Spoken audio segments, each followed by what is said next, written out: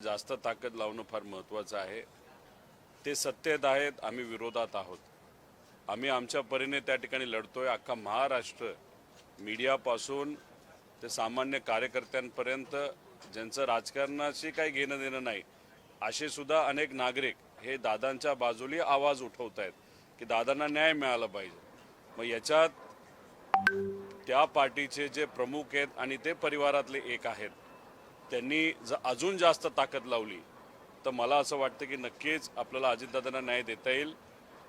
पण साधा FIR जर महाराष्ट्रात होत नसेल, घाटकोपरला जो काही 2019ला ॲक्सिडेंट झाला त्या ॲक्सिडेंटमध्ये म्हणजे विमानाचाच ॲक्सिडेंट झाला होता, तिथं किरीट सोमय्या गेल्यानंतर FIR घेतला गेला।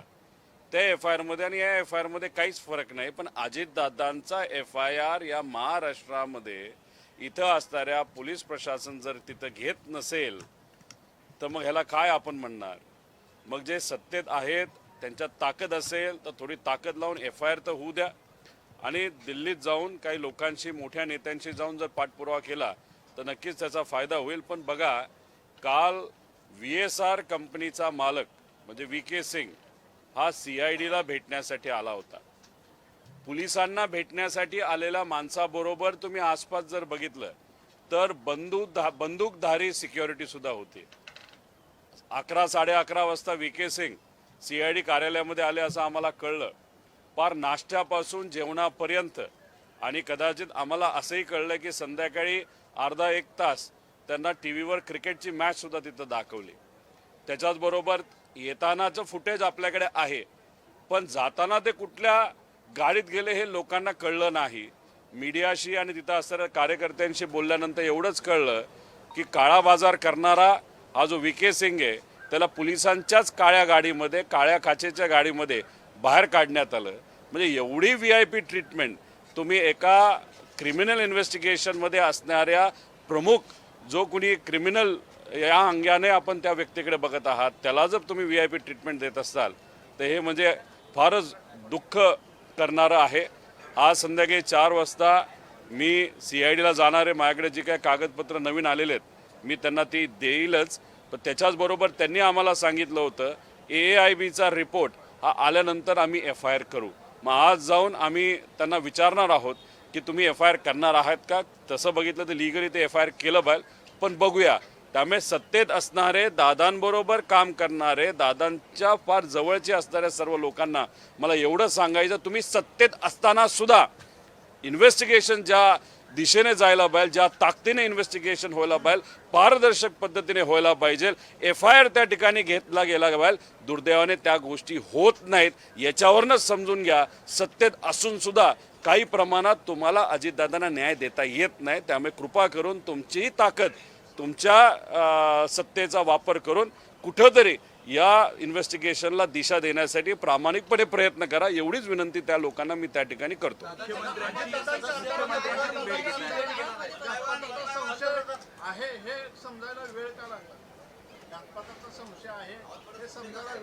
नाही, तो त्यांना विचारलं पाहिजे, त्यांना त्या ठिकाणी उशीर का लागला।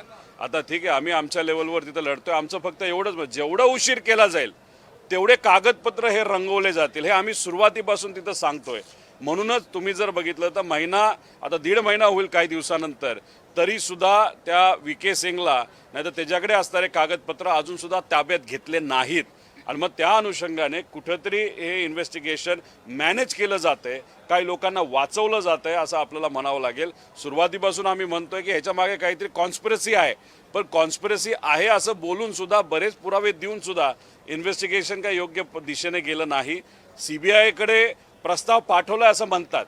सुशांत सिंगच्या बाबतीत तिथे बिहारच्या मुख्यमंत्र्यांनी प्रस्ताव पाठवल्यानंतर 2 दिवसामध्ये प्रस्ताव हा CBIने स्वीकारला आणि महाराष्ट्रातला मराठी नेता दुर्दैवी मृत्यू त्या ठिकाणी ॲक्सिडेंटमध्ये होऊन सुद्धा CBIकडे हा प्रस्ताव पाठवून सुद्धा 22 दिवस झाले तरी प्रस्ताव तिथं स्वीकारला जात नाही। हे का, हे प्रश्न लोकांना पडलेत, पण सत्तेत असणाऱ्या लोकांना सुद्धा हे पडले असावेत मला असं वाटतं। त्यामुळे कसा ज्या पद्धतीने पाठपुरावा करता येईल तो करावा व कृपा करून न्याय द्यावा एवढीच विनंती तिथं करतो।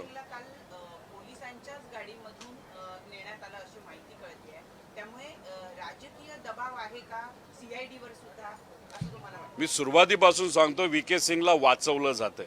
आता याच्यामध्ये 2023ला एकनाथ शिंदे साहेबांचं विमान जे महाराष्ट्रातून म्हणजे मुंबईतून ते उडालं, बहारेनला गेलं, बहारेनवरनं मी इराण आणि इराकच्या काय गोष्टी सांगितल्या, तिथेही VK सिंगचंच विमान होतं आणि ते एक फार मोठा गोंधळ त्या ठिकाणी तिथं झाला होता.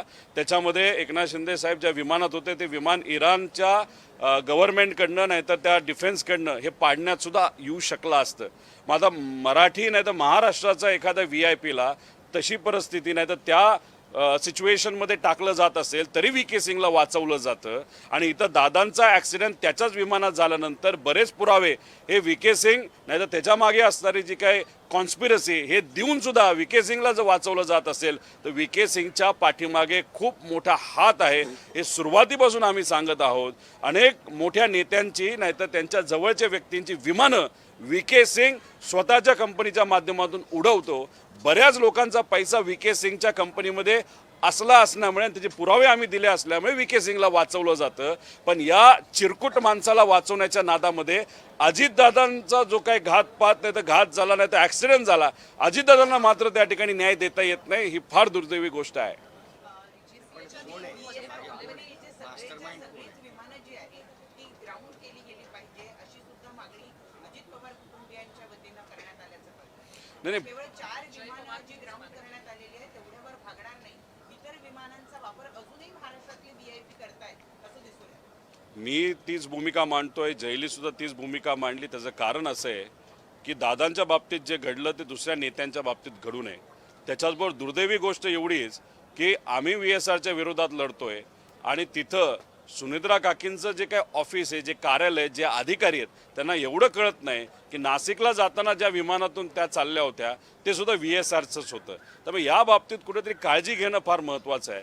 जर लेअर जेटच्या बाबतीत नाही तर जे काही ॲक्सिडेंट झालेलं अजितदादांचं विमान असेल, 23ला झालेलं ॲक्सिडेंट असेल आणि याच्या आधी काही गोष्टी तिथं घडल्या होत्या, ह्याच्यामध्ये जर VSR हे इन्वॉल्ड असेल तर मग एका विमानाच्या बाबतीत जर काम चुकारपणा ते करत असतील तर मग दुसऱ्या विमानाच्या बाबतीत सुद्धा काम चुकारपणा करू शकतील. नाही तर मग असं कोणातरी सांगायचा प्रयत्न आहे का की अजितदादांच्याच विमानामध्ये काम चुकारपणा केला, तो माहिती होता, मग त्याच्या मागे काहीतरी एक कॉन्स्पिरसी होती, त्याच्या मागे घात करण्याचं कुठंतरी प्लॅनिंग झालं होतं म्हणून दादांच्या बाबतीतच ते विमान वापरलं गेलं. दुर्दैवाने दादांच्या बाबतीत तो ॲक्सिडेंट झाला. ही गोष्ट काही लोकांना माहिती असल्यामुळे त्यांच्या मनामध्ये असेल की नाही दादांच्या विमानामध्ये मुद्दामूनच ते आपण क्रॅश केलं, बाकीच्या विमानं हे क्रॅश होणार नाहीत VSRची म्हणून हे बाकीचे नेते VSRचं विमान वापरतात का? मग कुठंतरी आतली एखादी गोष्ट या नेत्यांना लोकांना माहीत आहे का असा प्रश्न साहजिकच त्या ठिकाणी निर्माण होतो. त्यामुळे जर दादांच्या विमानाच्या बाबतीत जर ॲक्सिडेंट झाला असेल आणि त्यात काही नॉन कम्प्लायन्सेस असतील हे DGCRच म्हणतंय तर मग त्या बाबतीत बाकी विमानामध्ये सुद्धा नॉन कम्प्लायन्स असू शकतो आणि ॲक्सिडेंट होऊ शकतो. त्या बाबतीत काळजी घ्यावी. DGCAच्या रिपोर्टामध्ये त्रुटी आहेत असं अजित पवारांच्या आमदारांचं म्हणणं आहे आणि मुख्यमंत्र्यांकडे त्यांनी त्या संदर्भामध्ये मागणी करणार असं सुद्धा म्हटलंय. हे उशिरा आलेलं शहाणपण आहे की आता कुठेतरी त्यांना सुद्धा वाटतंय की काही गोष्टी चुकीच्या घडल्या आहेत. तुमच्याशी काही बोलणं झालंय? नाही, त्या बाबतीत माझं कुठेही काय बोललं नाही.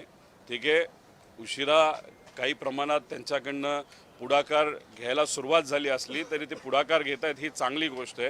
कारण का या लढ्यामध्ये एक विरोधात असणारा आमदार नाही तर एक पार्टी ज्याच्यामध्ये आम्हाला सुप्रियाताईंची मदत आहे, आमच्या पार्टीची मदत आहे, कार्यकर्त्यांची आहे, सगळ्यात महत्त्वाचं मीडियाची मदत या अजितदादांना न्याय देण्यासाठी खूप मोठ्या प्रमाणात आणि महाराष्ट्रातले लोक सोशल मीडियावर त्या ठिकाणी लिहित आहेत.